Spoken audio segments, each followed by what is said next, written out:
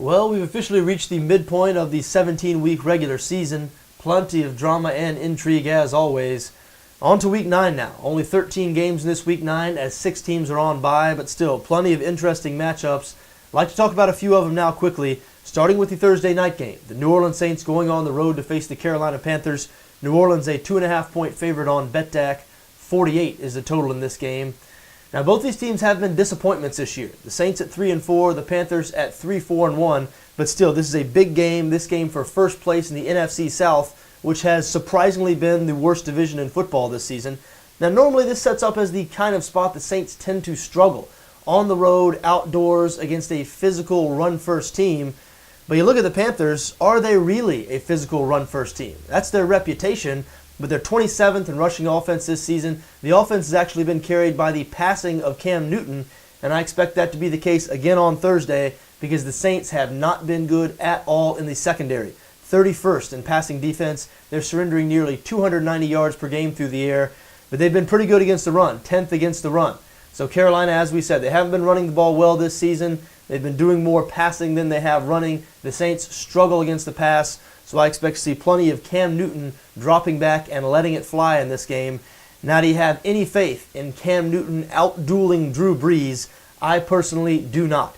The Saints, even though they've struggled this season, they have not struggled on offense. Second in both total offense and pass yards per game. 5th in points scored. So even though, as we said, this is the type of situation the Saints have struggled in the past, just don't think Carolina is good enough to take advantage.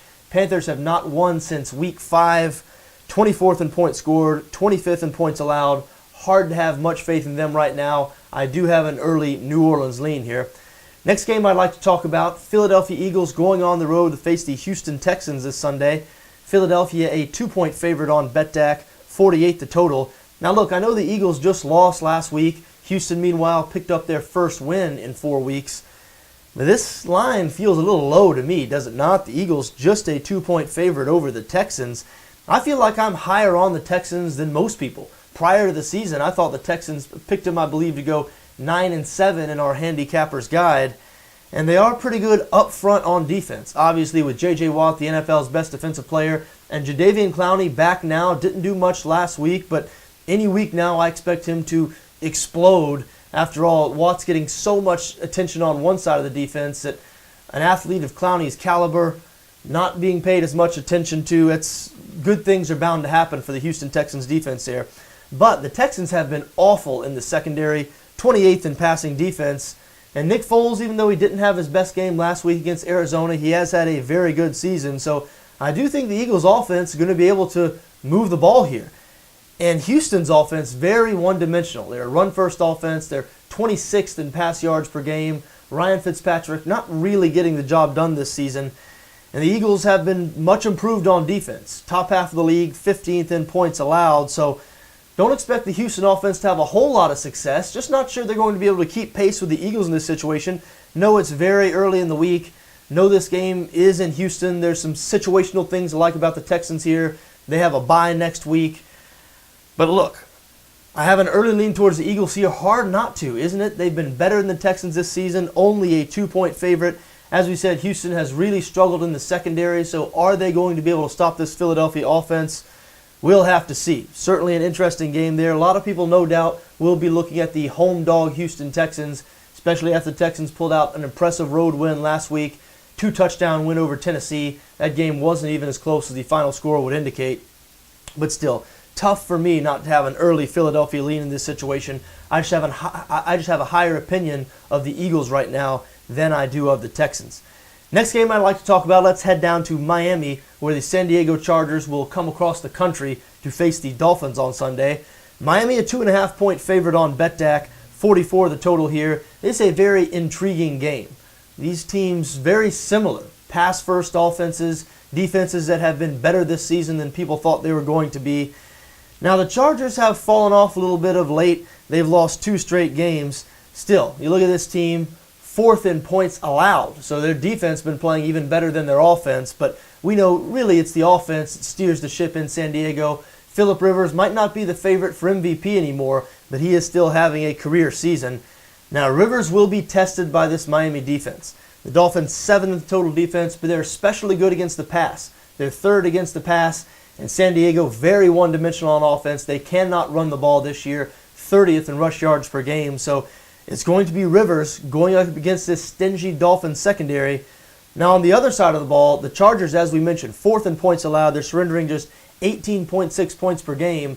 And the Dolphins offense, just when you were ready to fully jump on the bandwagon, they really had trouble last week in Jacksonville. Now, I know they ended up winning that game handily. A lot of that had to do with 2 pick sixes from the Miami defense.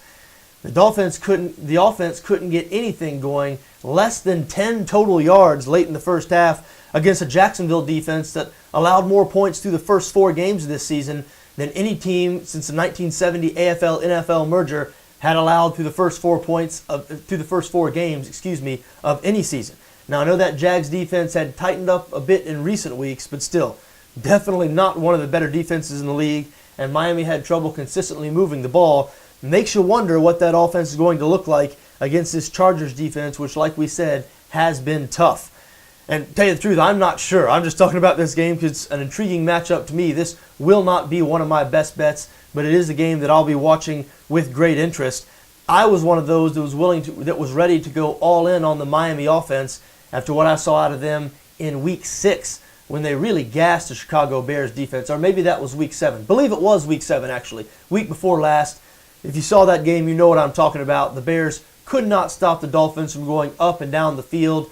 The Dolphins have been really good running the ball this season. Top 5 rushing offense. They've been doing a lot of zone read stuff. New coordinator Bill Lazor really done some interesting things with that offense. But as we said, facing a San Diego defense, it has been very tough this season. So this is a game to watch. The Dolphins, a 2.5-point favorite on BETDAQ. This could have playoff implications. Both these teams with winning records. Both these teams will be favorites to land wild card spots. It's going to be tough for each team to win their division as the Chargers are looking up at Denver and the Miami Dolphins once again looking up at the New England Patriots. Speaking of the New England Patriots, they have a big game this week. The Denver Broncos coming to town for the latest chapter of the Manning-Brady rivalry. Brady 10-5 all-time against Manning, though Denver a 3-point road favorite here. 54.5, a big total on BETDAQ. Plenty scoring expected here. After all, the Broncos once again first in the NFL in points scored. 2-3 weeks ago, we were saying that Denver off to a little bit of a slow start. Even though they'd only lost 1 game, they hadn't been as impressive as they were last season. That talk beginning to fade away now, though. The Broncos have won 4 straight games, all 4 of those wins coming by 14 points or more. Like we said, they lead the NFL in points scored once again, and their defense has been much better this season than they were last year.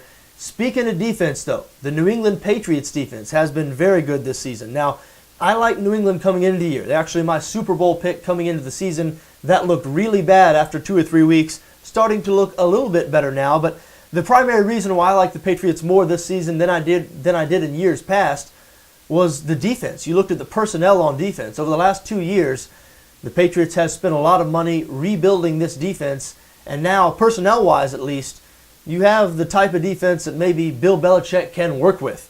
We've said it before. Several years ago, back when New England was winning Super Bowls, Bill Belichick was talked about as being this evil genius on the defensive side of the ball. You remember every year when the Patriots would face the Indianapolis Colts and Peyton Manning in the playoffs, seemed like the Patriots would come out on top and Belichick's defense would stymie that great Indianapolis offense. We'd always talk about how does he do it, the evil genius of Belichick. Well, that talk faded away over the past few years with good reason because the Patriots were just not good at all on the defensive side of the ball. One of the worst defenses in the league for most of the last 5 or 6 years. But they have the personnel now to change that around, and they have turned that around in New England this season. The Patriots top half of the league in both yards allowed and points allowed, and they're especially good in the secondary. New England second in passing defense. They're only surrendering 210 yards per game through the air.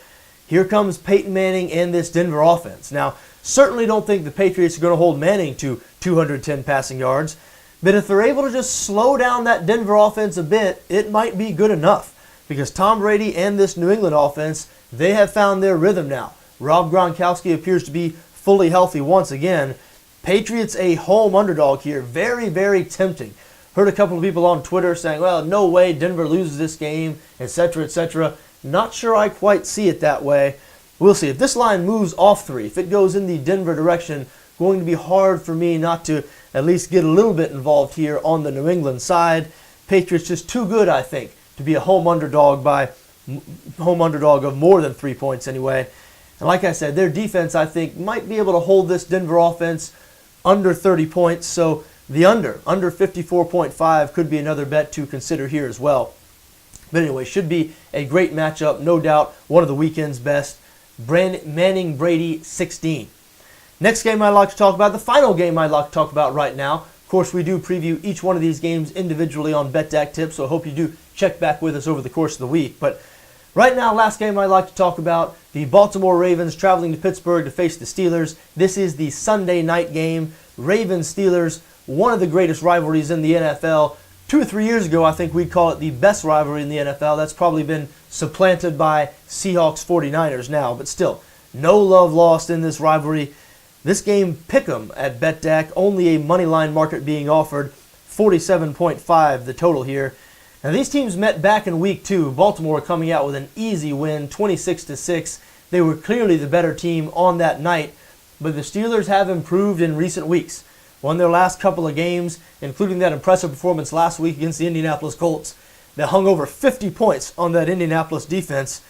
Now, the Ravens have been good defensively this season. As a matter of fact, heading into last week, they led the NFL in points allowed. But a disappointing road loss in Cincinnati last week, even though the Bengals were without A.J. Green. So now these teams, Baltimore and Pittsburgh, sit with identical 5-3 records. So this is obviously a critical game in the AFC North, critical game in the AFC playoff race. Might be more important for Pittsburgh than it is Baltimore because, as we said, the Ravens have already notched one win against the Steelers this year. So if they can make it 2-0, then it's going to be tough for Pittsburgh. They're obviously going to have to finish with a better record than Baltimore in the North, and they're going to be one game behind. But I think the Steelers might be able to do it here. Listen, I know Baltimore, as we said, they've been very good on defense this season, but they've been much better against the run than they have against the pass. And Pittsburgh has turned into a pass-first offense. I mean, if you didn't know that, then last week probably sealed the deal in terms of you accepting that as fact. Yes, Le'Veon Bell gets plenty of work. LeGarrette Blount gets in there too, but the Steelers will live and die on Ben Roethlisberger's right arm throughout the remainder of this season. They are at their best when they spread it out and let Roethlisberger go to work. And I think that's exactly what they're going to do against Baltimore. As I mentioned, the Ravens have struggled a bit in the secondary this season, and they are very, very good against the run. So wouldn't be surprised to see Roethlisberger throw the ball 40 to 50 times in this game.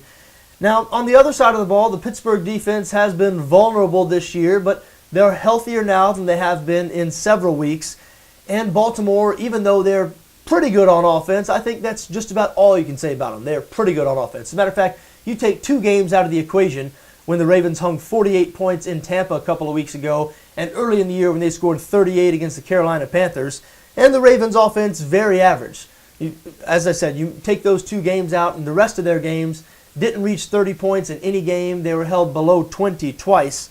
So I don't think the Ravens are going to run away and hide from the Steelers here. And as I said, I might have a slight Pittsburgh lean in this situation because I do think Ben Roethlisberger is going to be able to have some success against this Baltimore secondary. But pick'em is probably an understandable and justifiable line here. As we said, the Ravens dominated the Steelers when these 2 teams met back in week 2. We'll see what happens this week when they meet in Pittsburgh. Well, those are a few games to whet your appetite. As I mentioned, we'll preview all these games in great detail here on BETDAQ Tips, so I hope you check back with us over the course of the week. Until then, for BETDAQ NFL, I'm John Arnette.